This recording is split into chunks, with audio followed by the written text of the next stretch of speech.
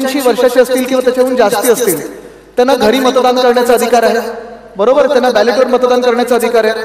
आपण उमेदवार म्हणून त्यांच्या घरी जातो, आशीर्वाद घेतो, आपल्यासोबत एक पोलिंग एजंट जातो, त्यांच्या मतदानाच्या दिवशी देखील आपली यंत्रणा त्यांच्या सोबत असते, बाकी सगळ्या पक्षांची असते. साधारण आपल्याला माहिती असतं की आपल्या मतदारसंघामध्ये 85+ वयाचे किती लोक आहेत आणि हे आपल्याला कळतंच.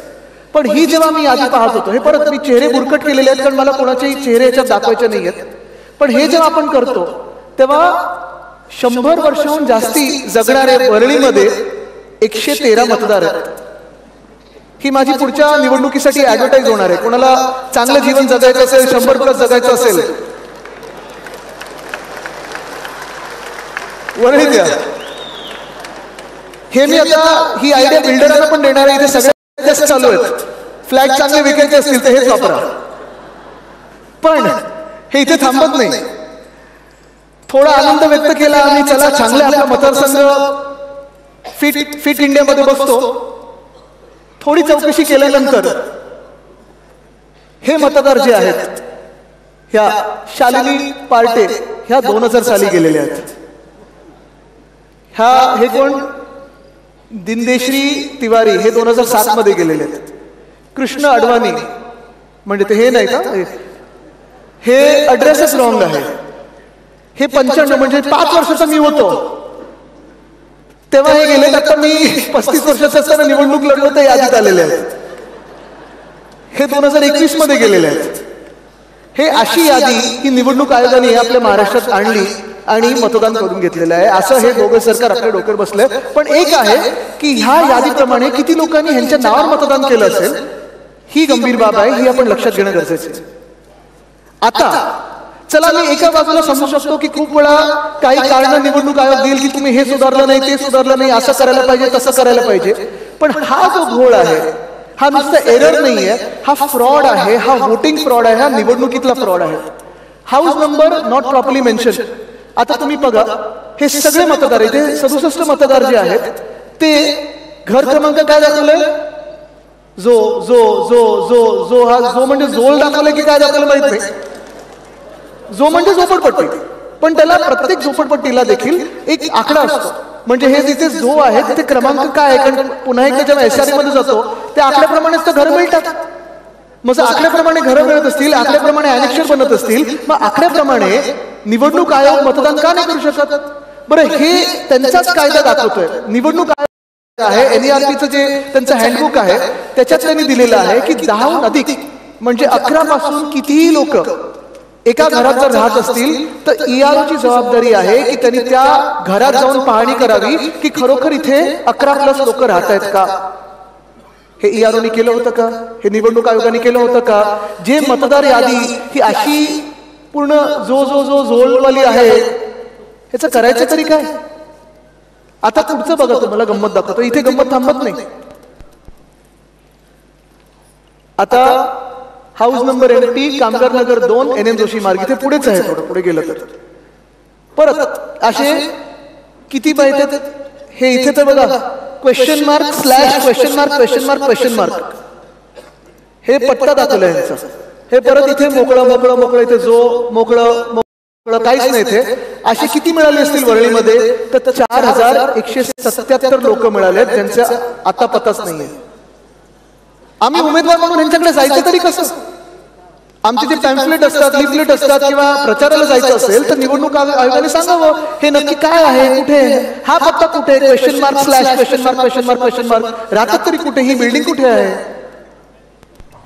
आता एक मिनिट, पुन्हा एकदा मी तुम्हाला दाखवतो. हा व्हिडिओ प्ले करतो, बघा व्हिडिओ बघा.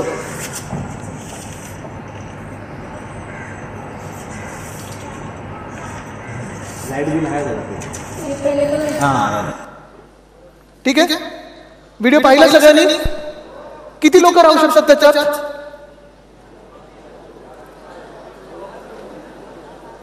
2, 4 कोंबून कोंबून 5, 38 लोक दाखवले आहेत या घरामध्ये. आणि ते 38 मधून एक सुद्धा कोणी व्यक्ती तिथे राहत नाही. आम्ही जाऊन व्हिडिओ काढला, जाऊन पाहून आलो, एक सुद्धा त्या 98 व्यक्ती कोण तिथे राहत नाही. आणि असं जर पाहायला गेलं तर वरळीमध्ये एकंदर 214 घरं अशी दाखवली आहेत ह्याच प्रकारची, ज्याच्यात 3335 मतदार दाखवलेले आहेत. पाहिजे परत तो व्हिडिओ एकदा.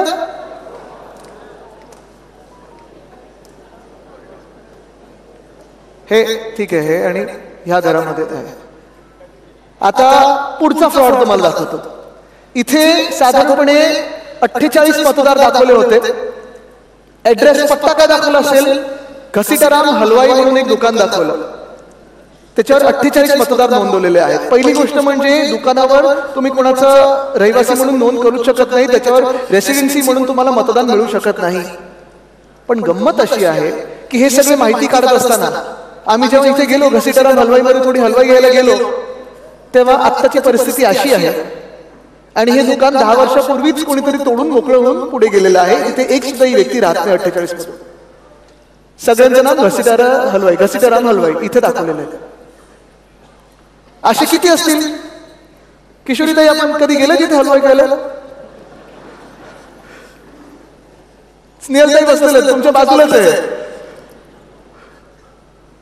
आणि नंतर हे सगळं झाल्यानंतर पुन्हा एकदा तुम्हाला सांगतो की आत्ताची म्हणजे विधानसभेनंतर जी नावं डिलीट झालेली आहेत ती प्रत्येक महिन्यात निवडणूक आयोगाच्या वेबसाईटवर वॉर्ड वाईज आहेत, विधानसभेच्या वॉर्ड वाईज बरोबर आहेत. तिथे डिलीटेड नावांमध्ये आपण पाहिलं पाहिजे की आपले कार्यकर्ते कोण आहेत, आपल्या परिवारामधलं कोण आहे, आपल्या मित्रांमधलं कोण आहे.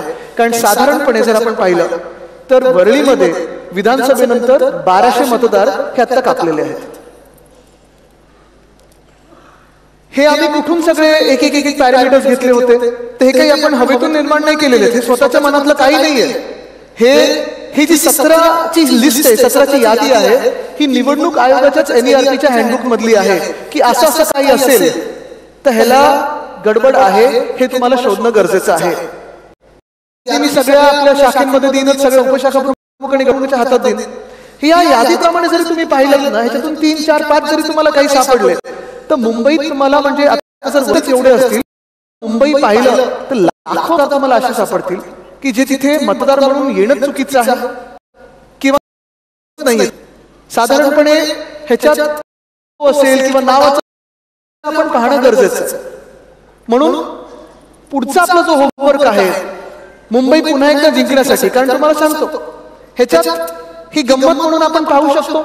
एक साधारणपणे आपल्याला काम म्हणून पाहू शकतो. आता उद्धव साहेबांना आपल्याला काहीतरी काम द्यायचंय, निवडणुकीच्या आधी व्यस्त करायचंय, आदित्यला काहीतरी तुम्हाला काम द्यायचंय म्हणून आपण पाहू शकतो. आणि असं तर ठीक आहे, व्यस्त ठेवायला खूप काही गोष्टी आहेत, पण ही जी 4-5 गोष्टींची यादी दिलेली आहे, जर खरोखर आपण आत्तापासून, आता दिवाळी झालेली आहे, ह्या पुढच्या दिवसापासून म्हणजे उद्यापासून